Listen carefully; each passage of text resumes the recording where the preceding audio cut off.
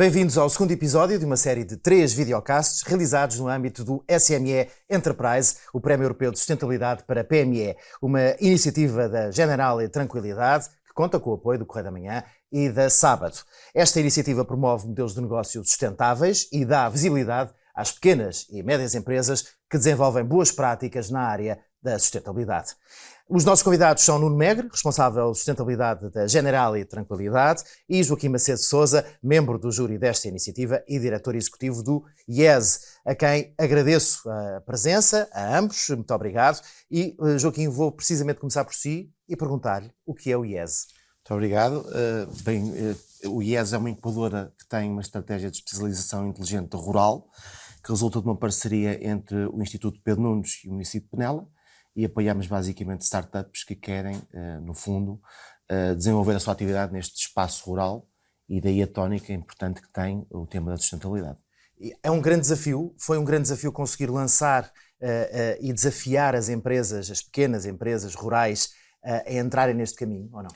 Eu diria que não, porque, no fundo, estas empresas, as startups, no fundo são empresas que têm menos de 10 anos, acabam por ter no seu DNA a sustentabilidade e a inovação. Portanto, já nascem assim, já não há volta a dar, portanto, percebem que para serem competitivas, quer no espaço nacional, quer internacional, têm que atender aos temas da sustentabilidade. São pessoas que percebem a oportunidade que a sustentabilidade lhes traz e conseguimos fazer aqui uma espécie de fotografia dessas pessoas que estão à frente dessas startups, ou não? Os empreendedores são, essencialmente, no caso do IESE, pessoas com uma formação muito elevada, são startups de base tecnológica que muitas delas resultaram de processos de investigação da universidade, pessoas que têm de facto uma grande apetência ao risco, pessoas que gostam de inovar, que gostam de trazer soluções que possam melhorar a sociedade. No fundo, são pessoas que têm uma missão. Eu diria que é o que se pode dizer deste perfil destes empreendedores. Nuno, há volta a dar a esta tendência da sustentabilidade estar cada vez mais presente, ou não? Ou já não há volta atrás? Eu acho que definitivamente não há volta a dar. A sustentabilidade é uma realidade. Enfim, eu diria que a tendência é ela estar presente cada vez mais de forma efetiva em todo o tecido empresarial, e quem não se adaptar provavelmente não vai sobreviver neste mundo, porque, quer dizer, os fatores de sustentabilidade e as pressões que existem, quer seja a nível regulamentar, quer seja a nível de exigência dos consumidores, que estão cada vez mais informados e mais exigentes em termos de sustentabilidade, quer do próprio planeta, não é? Porque o nosso planeta é um só, tem limite, os recursos são finitos e, portanto, nós temos todos que nos adaptar a esta realidade. Nós, no âmbito desta iniciativa, no Grupo Generali, temos uma parceria com uma Universidade de Milão, a Universidade de Bocconi, e eles fazem precisamente um estudo todos os anos desde que existe esta iniciativa, em que entrevistam, neste caso, o último estudo disponível é o de 2023, entrevistaram 1.240 PMEs em toda a Europa, incluindo 120 PMEs portuguesas. E é muito claro que todos os anos há um número crescente de empresas que diz claramente que formaliza na sua estratégia ou nos seus planos de ação objetivos de sustentabilidade. E, portanto, eu diria que é uma tendência irreversível. É evidente que o mundo muda e de vez em quando há, enfim, circunstâncias que podem levar a uma menor atenção a fatores de sustentabilidade. Eu diria que a sustentabilidade é também, sobretudo, uma mudança e uma gestão de mudança. E como todos os ciclos... Não é? Sim, também. Mas como todas as mudanças, têm ciclos, não é? Portanto, contexto, há ciclos de entusiasmo e há ciclos de arrefecimento, e há o contexto global, não é? A pandemia provocou grandes alterações na nossa sociedade em geral, desde logo a disrupção das cadeias de valor internacionais, da globalização, depois a inflação, depois tivemos acima disso uma guerra, portanto riscos geopolíticos, e tudo isto implica alterações e muitas vezes um definir de prioridades diferentes que às vezes afetam, digamos, o investimento na sustentabilidade, mas por outro lado também a tornam mais presente. Uhum. E acabam por ser também tudo isto pequenos pontos de ignição para que essa mudança aconteça de facto. Joaquim, como membro do júri desta iniciativa, tenho uma curiosidade, sem revelar, obviamente, tendências nem nada daquilo que vai avaliar, porque vai ter que avaliar. Qual é a sua preocupação quando for observar aquilo que acha que são os critérios para definir aqui um critério de excelência, digamos assim, para estas pequenas e médias empresas? No fundo, este tema da inovação e de empresas que são capazes de criar impacto passa muito por nos surpreender e por trazer novos modelos de negócio, novas propostas de valor que vamos achar inusitadas, não é? A inovação pode compor-se também de pequenos saltos, pequenas evoluções, e não quero com isso excluir esse tipo de projetos. O que eu digo é que, de facto, é possível, ainda hoje, trazer soluções que mudem o paradigma. E nós vamos, de alguma forma, selecionar aqui o champion português para uma competição mais abrangente a nível europeu, e também, nesse sentido, eu gostaria que pudéssemos trazer uma empresa, uma solução especialmente capaz de demonstrar o que de bom se faz em Portugal, em que seja um espelho daquilo que é Exatamente. a realidade portuguesa. Sim. E que por vezes não é conhecida Pois. E que tem que ser mostrada. Mas há muitos desafios que as PMEs atravessam neste processo. Já aqui tocámos alguns deles. No seu ponto de vista, e aqui também tendo aqui esta realidade muito próxima no campo, no sentido no local, ou seja, junto das pequenas e médias empresas e de startups, como falou, que desafios são esses? O que é que aqui as PMEs têm que avaliar e decidir fazer, digamos assim? Tem que, no fundo, trabalhar em dois campos, não é? Um é a conformidade legal que se coloca por via que são neste momento as diretivas europeias, nomeadamente uma de reporte de sustentabilidade, que embora esteja essencialmente focada na atividade das grandes empresas e no caso das PMEs apenas as cotadas em bolsa, irá necessariamente afetar também aquelas PMEs que estão ligadas porque são fornecedoras de produtos ou serviços das grandes empresas ou das PMEs que têm que fazer este reporte. Portanto, seria impensável uma grande empresa que tem responsabilidades no domínio do reporte da sustentabilidade depois não ser fornecida por empresas que não estejam alinhadas com esta forma de estar nos negócios, não é? Isso é um desafio que as empresas têm que assumir, temos de estar em conformidade com o que é o panorama europeu e que depois está a ser transposto para a legislação nacional. Aliás, já foi no caso da diretiva do reporte, mas no caso dos regulamentos de taxonomia ambiental e social também isso é muito importante, não é?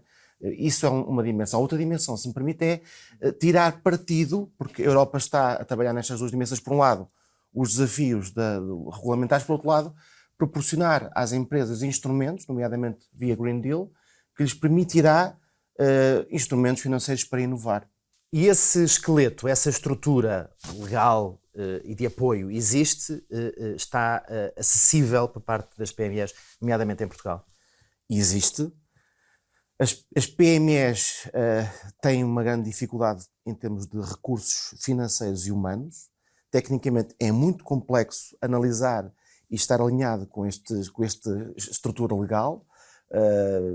Por outro lado, também sabemos que ela é complexa e permita-me só fazer aqui, de alguma forma, aponto com algo que foi publicado recentemente, o relatório Draghi sobre a competitividade da Europa.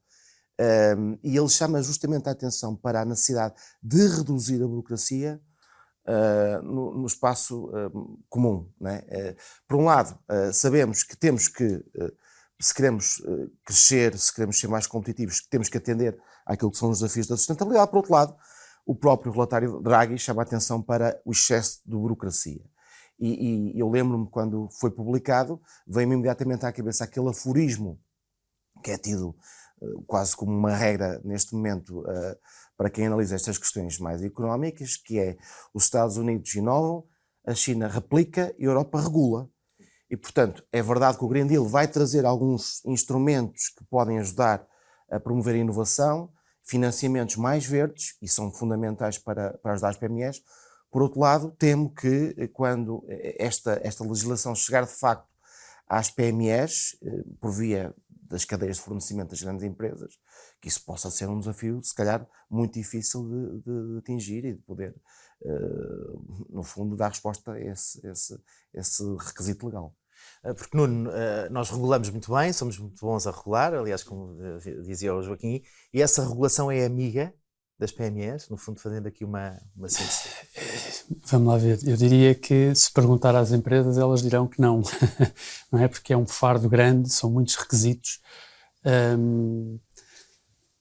e como o Joaquim estava a dizer, as PMEs não têm tantos recursos assim, quer financeiros, quer de capacitação, ou seja, de conhecimento, e portanto são certamente um desafio muito grande para as PMEs. Aliás, e fazendo um bocadinho a ponto com o relatório Draghi, este mesmo inquérito da Universidade de Bocconi, portanto, ele saiu, este é de 23, saiu antes do relatório Draghi, mas já na altura se perguntava às PMEs quais eram os principais desafios e quais eram os maiores entraves. E já era referida à burocracia e já era referida à regulamentação. Portanto, não é nada novo. E mais do que isso, é crescente. Portanto, esta pergunta é feita há 4 anos sucessivamente e todos os anos cresce a percepção de que isto é um desafio grande. A regulamentação. Portanto, e a burocracia. E a burocracia não diminui. Certo, não. Eu acho que há aqui um duplo efeito. Por outro lado, isto também é uma consequência das empresas estarem mais conscientes e, portanto, saberem melhor o que é que precisam e baterem mais de frente e mais permanentemente com as dificuldades. E querem dar os espaços e não poderem dar porque não têm essa capacidade. Certo. É verdade que existem apoios. Eu acho é que, por um lado, quer dizer, dentro das PMEs há muitas realidades, não é? Há as realidades das PMEs inovadoras, startups, existem muitas empresas tradicionais, familiares, que muitas vezes as empresas familiares têm até mais sensibilidade para estes temas da sustentabilidade, porque têm no seu ADN o propósito de passar de geração em geração o bem comum e de passar para a geração futura, portanto tem uma perspectiva mais de longo prazo, não só de curto prazo.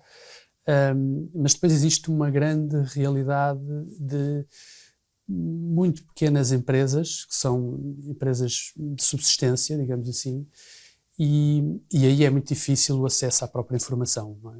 E, portanto, as pessoas não têm conhecimento dos instrumentos que têm à sua disposição e isso é também um desafio. E tendo nós a burocracia que não diminui e que pronto, é uma outra luta, diria eu, há forma de conseguir que haja mais apoios para as PMEs, ou seja, esse trabalho tem sido feito por parte de quem de direito, ou seja, tem havido essa capacitação de poder transferir mais apoios, ou pelo menos não é transferência de valor, mas transferência de capacidade de recorrer a esse apoio? Eu acho que há um esforço nesse sentido, não é? Quer dizer, o próprio Green Deal, sei lá, o fundo ambiental, ou o próprio PRR, tem linhas e prevê o auxílio às PMEs para se adaptarem às necessidades que decorrem da sustentabilidade.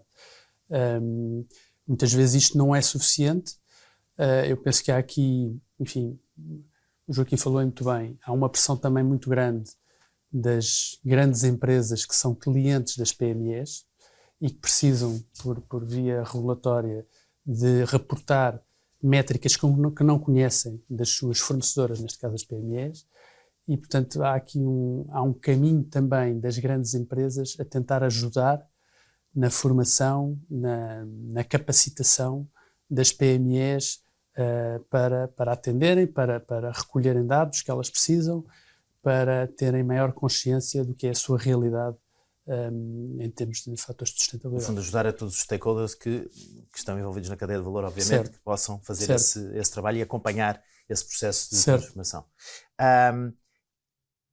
Joaquim, tem sido fácil comunicar sustentabilidade a diferentes níveis, ou seja, essa comunicação, todos ouvimos muito falar em sustentabilidade, portanto, ela está aí, mas chega o propósito real da sustentabilidade e aquilo que são as imposições, obrigações, são conscientes por parte das PMEs? Eu penso que começa a perceber-se que as PMEs já entendem a sustentabilidade como um fator competitivo, uma vantagem competitiva. Eu acho que era importante também clarificarmos aqui dois conceitos que estão intimamente ligados, que um é o que é a sustentabilidade, este quadro geral de desenvolvimento, que prevê, no fundo, um compromisso intergeracional, de deixarmos um mundo melhor para aqueles que vêm a seguir a nós. Por outro lado, temos aquilo que é um modelo de finanças e para o mundo empresarial, ESG, que é esse que está, no fundo, debaixo de todas estas regulamentações europeias, não é? Environmental, Social and Governance. Às vezes, fica difícil também para as próprias empresas entenderem o que devem comunicar. Nós começamos a ver já qualquer embalagem a dizer que já tem atenção à sua pegada, não é, ecológica ou neutralidade carbónica, o que é bom e é uma forma de comunicar. Mas esta comunicação também depende muito do modelo de negócio das empresas. Reparem, se tivermos uma empresa que vende os seus serviços, os seus produtos, os seus bens ou serviços a outra empresa, não é, um modelo de negócio de empresa para empresa, é importante não só mostrar aquilo que é a minha proposta de valor, como, atenção, vocês vão ter responsabilidade, se são uma grande empresa, de fazer este reporte em termos de sustentabilidade, nós já estamos preparados para, convosco, poder definir o que são as métricas também enquanto fornecedores. E isso é uma forma de comunicar não só a proposta de valor, mas também... Mas isso existe? Isso está a ser feito? Não, isso não está ainda a ser feito. Não existe sequer, não há um protótipo sequer dessa... Existe já para vários protótipos. O IAPMEI, o Turismo de Portugal, estão já a trabalhar muito nesta dimensão, já a criar, inclusive, ferramentas digitais para apoiar as empresas nestes setores a fazerem isto. Agora, esta diretiva entra em funcionamento para as grandes empresas este ano, tem a fazer o reporte frente a 2024 para o ano e, portanto, estamos naturalmente a aprender e essencialmente as PMEs. E, por outro lado, esta responsabilidade também já começa a ser, como eu dizia há pouco com o exemplo das embalagens, a ser alvo da atenção das empresas que vendem diretamente a consumidores finais, não é? Que os consumidores cada vez estão mais atentos, mais sensíveis e querem saber, de facto, escolher de uma forma também alinhada com a sustentabilidade, os seus fornecedores. E, portanto, é um desafio, está a acontecer, nós sentimos isso e vemos nos produtos chamados bens de consumo. Eu, como consumidor, já começo a fazer cada vez mais decisões informadas e acho que as empresas também já estão atentas, por via dos apoios dos IAPMEIs, da Turismo de Portugal, estes têm estado mais atento, a poder contribuir para que esta rede de fornecimento seja digital e possa ir também de encontro às necessidades regulamentares. Portanto, Nuno, pequenos passos que estão a ser dados, que existem, mas são pequenos passos, diria eu. Como é que isto pode aumentar e progredir e tornar-se mais constante, este tipo de apoio às pequenas e médias empresas? Ou seja, não só no quadro burocrático, mas o que é que deve ser feito? É o legislador nacional, porque o europeu sabemos que regula, mas depois não apoia a pequena e média empresa, porque a portuguesa se calhar não tem a mesma necessidade que terá uma francesa, por exemplo. O que é preciso fazer aqui? Bom, eu acho que é um bocadinho de tudo, ou seja, isto é um tema relativamente novo, quer dizer, não é novo em si, mas está muito premente neste momento e com certeza estamos todos a aprender. Eu acho que existe uma vontade do legislador de apoiar, de dar mais incentivos, de desenvolver, de simplificar, ou seja, de impor um caminho, mas de ajudar as empresas a percorrê-lo.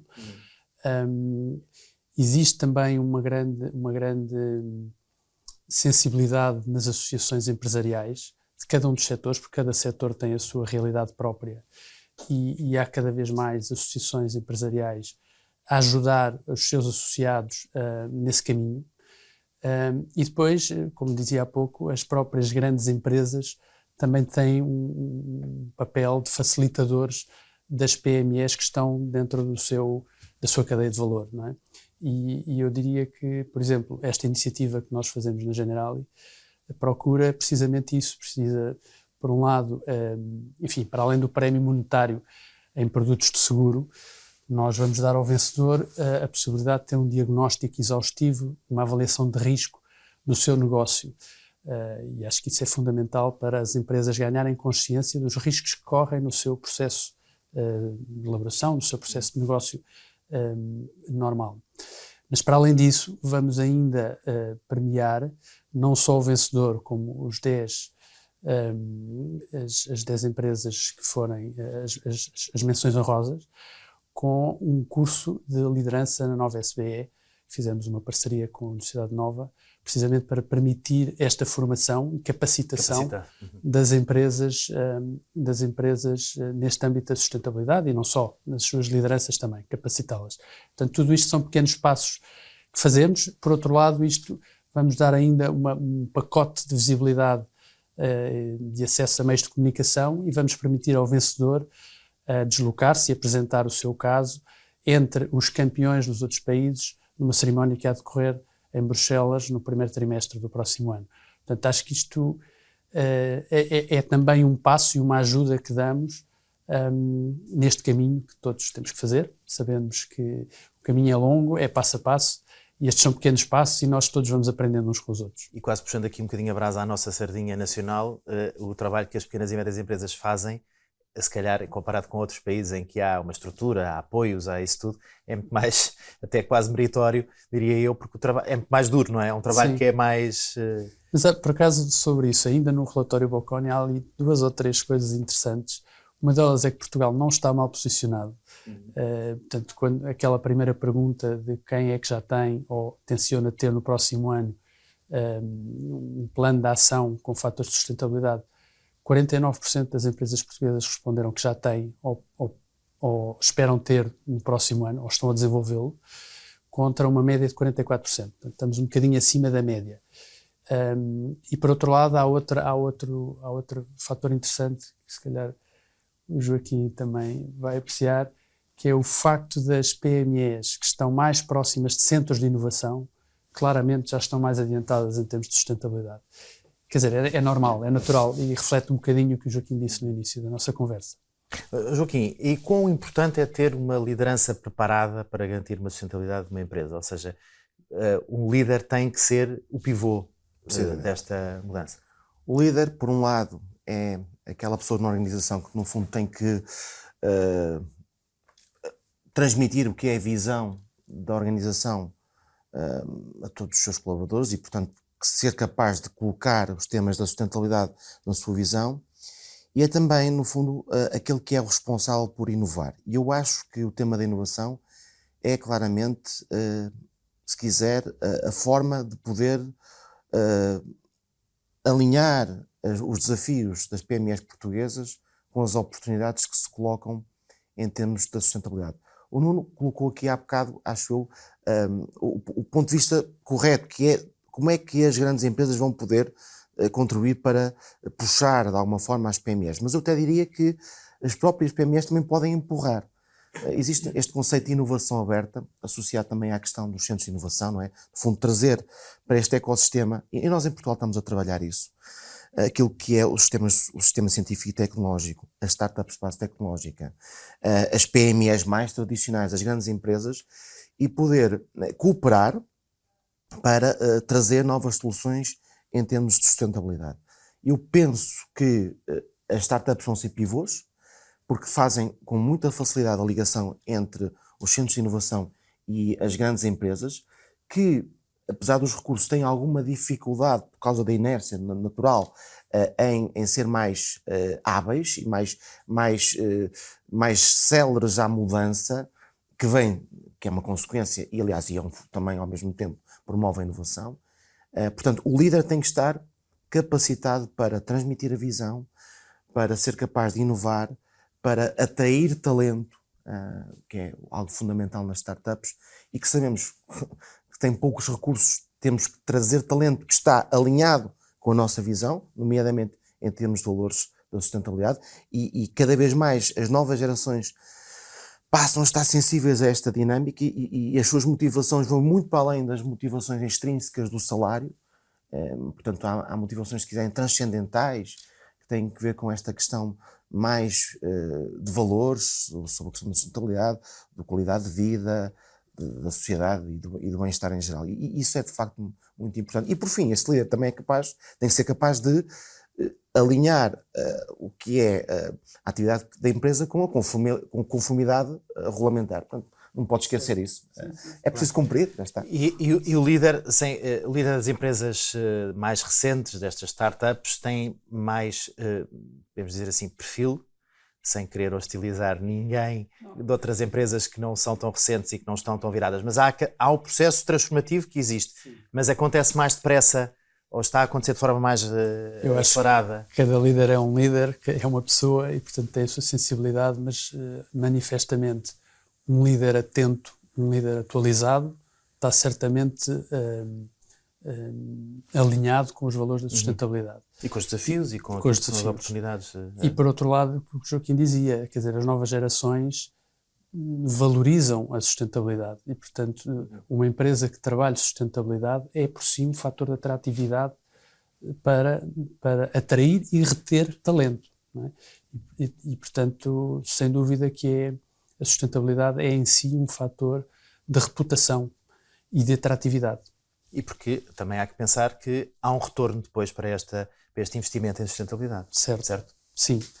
Sim, aliás, uma questão que se coloca muitas vezes no tema da sustentabilidade é o business case da sustentabilidade, não é? E eu acho que isso é cada vez mais visível. Quer dizer, nós não ouvimos falar de empresas que tenham entrado neste mundo da sustentabilidade e que tenham saído. Quanto muito ouvimos grandes empresas que tenham estabelecido metas demasiado ambiciosas e que depois tenham ajustado um bocadinho o passo. Mas não conheço ninguém que se tenha arrependido. Aliás, isso também decorre do estudo. Todas as empresas que entraram no mundo da sustentabilidade e que têm planos sentem os benefícios e relatam os benefícios desse caminho que estão a fazer. É claro que muitas vezes, no curto prazo, isso pode não ser tão visível e tão fácil e, portanto, a recomendação é sempre começar pelo que é mais fácil, pelo que é mais tangível, e isso muitas vezes é olhar para o seu processo produtivo, ver onde é que está o desperdício e otimizar o processo. É muitas vezes a questão onde há maiores custos, e isso foi muito visível também depois da pandemia, quando os custos da energia aumentaram muito, o foco na eficiência energética. Portanto, são coisas relativamente fáceis e tangíveis, onde os líderes e as organizações conseguem ver um ganho, um quick win, um ganho rápido. E depois há drivers mais complexos e desafios que requerem, eventualmente, uma cooperação e as parcerias, seja com as associações, seja com a academia, seja com outras empresas do mesmo setor que têm desafios semelhantes. Portanto, requer uma outra abordagem, mas que é importante também que seja feita. No fundo, Joaquim, a sustentabilidade económica das PMEs como sendo aqui uma espécie de fio condutor que agrega e que puxa todas as outras vertentes da sustentabilidade. Exatamente. E, ao mesmo tempo, que beneficia da vertente social e ambiental, não é? O próprio relatório Draghi chamava a atenção para isso, que as práticas, quer ambientais, quer sociais, as boas práticas, vão reforçar a competitividade das empresas. Portanto, é um círculo virtuoso de desenvolvimento e sustentabilidade. Portanto, se vou reduzir os custos de operação, em virtude do que é a minha eficiência energética, em virtude também do que é, portanto, práticas mais sustentáveis, mais eficientes e mais amigas e mais, acima de tudo, mais sensíveis para as necessidades dos colaboradores, na ótica também social, vou ter organizações mais motivadas, mais capazes de avançar e de inovar. Há um artigo de 2009 da Harvard Business Review, que já tem há alguns anos, que explica, ou aliás, que chama a atenção porque é que a sustentabilidade é driver de inovação. Entre os vários aspectos, eles dizem uma coisa que pode parecer paradoxal, mas que nós conseguimos entender. É que esta conformidade regulamentar, que muitas vezes é vista, especialmente, e o artigo chama muito a atenção para isso, no que é o ambiente europeu e americano, são empresas que quase parece que estão a competir de uma forma desigual com outras empresas de outros contextos, que têm menos esta sensibilidade. Mas o que diz este artigo é que esta conformidade regulamentar demonstra o seguinte, que líderes que a praticam são capazes de identificar as melhores oportunidades primeiro. Ou seja, numa ótica de chegar primeiro ao cliente com novas soluções mais inovadoras, não é fazer o mesmo que eu vou lá. Portanto, se eu estiver atento ao que são... Um passo à frente, não é? Exatamente. Do ponto de vista ESG, poderei ver as oportunidades primeiro. E num mercado global competitivo, poderei chegar primeiro a mais clientes. E quanto mais o passo à frente, maior será esse retorno, porque estaremos na dianteira e numa posição privilegiada, diremos, em relação à concorrência. É isso. E aqui, mais uma vez, a visão do líder é fundamental, não é? O líder, se tem a visão, consegue identificar a oportunidade, depois transmite para a cultura da empresa e estão lançados. Vamos lançar, estamos mesmo a fechar, uma mensagem às PMEs do país e é esta difícil tarefa que é darem este passo em frente na sustentabilidade e dizerem, é preciso também coragem, não é? Às tantas, e determinação. Quem é que quer começar? Nuno? Posso dizer muito rapidamente, eu diria, a sustentabilidade, vejam a sustentabilidade como um investimento, não como um custo, e nessa ótica comecem devagarinho, comecem com um pequeno passo, mas comecem hoje, quem não começou ainda, diria eu. Aquelas que já estão neste campeonato, o desafio é partilhar as histórias de sucesso, é procurar parcerias, é comunicar as suas histórias. Este caminho tem muito para percorrer e precisamos de estar todos no mesmo espírito, imbuídos do mesmo espírito, porque o planeta é só um, os recursos são limitados e nós queremos todos continuar por cá e a prosperar, nós e as gerações futuras. Eu acho que as PMEs têm que ver a sustentabilidade como uma oportunidade para impulsionar a sua competitividade e resiliência num mercado cada vez mais global. Isso é claríssimo. Por outro lado, eu diria que, puxando a brasa à minha sardinha, que a startup e o empreendedorismo são claramente uma forma de poder olhar para aquilo que são os desafios que se colocam em termos da ESG, porque existem, e transformar esses desafios em oportunidades de negócio. Portanto, ser os primeiros a ver e poder partilhar aquilo que é o seu conhecimento, o seu modelo de negócio, a sua proposta de valor com o ecossistema português, das outras PMEs mais tradicionais, se quiserem, e com as grandes empresas. Bem, chegamos ao fim desta conversa. Agradeço ao Nuno Megre, responsável de sustentabilidade da General e Tranquilidade, e a Joaquim Macedo Sousa, membro do júri desta iniciativa e diretor do IES, a disponibilidade de participarem neste videocast, e voltamos em breve com mais um episódio. Até lá.